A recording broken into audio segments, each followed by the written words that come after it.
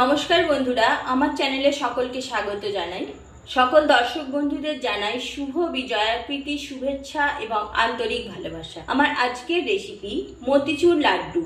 খুব সহজে কিভাবে মতিচুর লাড্ডু অল্প সময়ের মধ্যে বানিয়ে নেওয়া যায়, সম্পূর্ণ ভিডিওটা স্কিপ না করে দেখতে থাকুন। মতিচুর লাড্ডু বানানোর জন্য আমি এখানে ভাজা মিহিদানা নিয়েছি। ভাজা মিহিদানা এটা 100 গ্রাম ওজন আছে। আমি প্যাকেটটা কেটে নিচ্ছি। 100 গ্রাম ভাজা মিহিদানা নিয়েছি আর এখানে 200 গ্রাম চিনি নিয়ে নিয়েছি। গ্যাস অন করে একটা কড়াই বসিয়ে দিয়েছি। কড়াইতে 250 ml জল দিয়ে দিলাম। জলের মধ্যে দিয়ে দিচ্ছি চিনি, 2টো ছোট এলাচ ফাটিয়ে নিয়েছি, দিয়ে দিচ্ছি। একটু নেড়ে চেড়ে নিচ্ছি। চিনিটা পুরোপুরি গলে গেছে, দেখুন। এবার ভাজা মিহিদানা দিয়ে দিচ্ছি। গ্যাসের ফ্লেমটা লোতে রেখে মিহিদানাগুলো দিয়ে দিলাম। আর খুব ভালোভাবে রসের সাথে মিশিয়ে দেব। গ্যাসের আঁচটা লোতে রেখে আমি নাড়তে থাকবো। আজকে আমি কেনা ভাজা মিহিদানা দিয়ে বানাচ্ছি মতিচুরের লাড্ডু। আপনারা চাইলে বেসন দিয়ে বাড়িতেও বানিয়ে নিতে পারেন। তো সেই বানানোটা আমি অন্য একদিন আপনাদের দেখাবো। গ্যাসের আঁচটা লোতে রেখেই এইভাবে নাড়তে হবে। রসটা টেনে নিয়েছে। কিছুটা মগজদানা নিয়েছি, দিয়ে দিচ্ছি। মগজদানাটা ভালোভাবে মিশিয়ে দেব। 1 চামচ ঘি দিয়ে দিচ্ছি। ঘিটা ভালোভাবে মিশিয়ে দিলাম।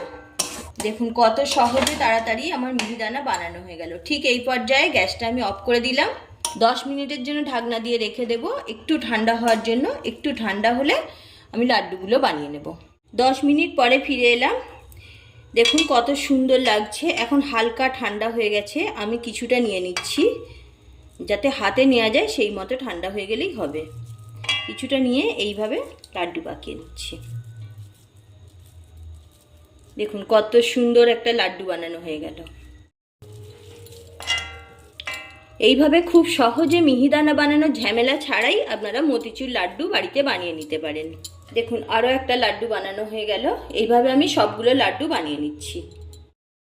সবগুলো লাড্ডু বানানো হয়ে গেছে। আমি একটা প্লেটের মধ্যে সার্ভ করে দিলাম। দেখুন কত সহজে মতিচুর লাড্ডু বানানো হয়ে গেল, কতটা সুন্দর হয়েছে। আর 2 দিন পরেই তো লক্ষ্মী পুজো। লক্ষ্মী পুজোর দিন এইভাবে মতিচুর লাড্ডু একবার বাড়িতে বানিয়ে পুজোতে তো অনেক রকমের মিষ্টির প্রয়োজন হয়। তো লক্ষ্মী পুজোতে এইভাবে মতিচুর লাড্ডু বানিয়ে দেখুন, অসম্ভব সুন্দর লাগে। রেসিপি ভালো লাগলে লাইক শেয়ার করতে ভুলবেন না। কমেন্ট করে জানাবেন কেমন হয়েছে। আর আমার চ্যানেলটি সাবস্ক্রাইব করে পাশে থাকার অনুরোধ রইল। পাশে থাকা বেল আইকন প্রেস করুন, যাতে নতুন কোনো ভিডিও আপলোড হলেই আপনার কাছে সবার প্রথমে পৌঁছে যায়। ভালো থাকুন, সুস্থ থাকুন। আবারও দেখা হচ্ছে অন্য কোনো এপিসোডে।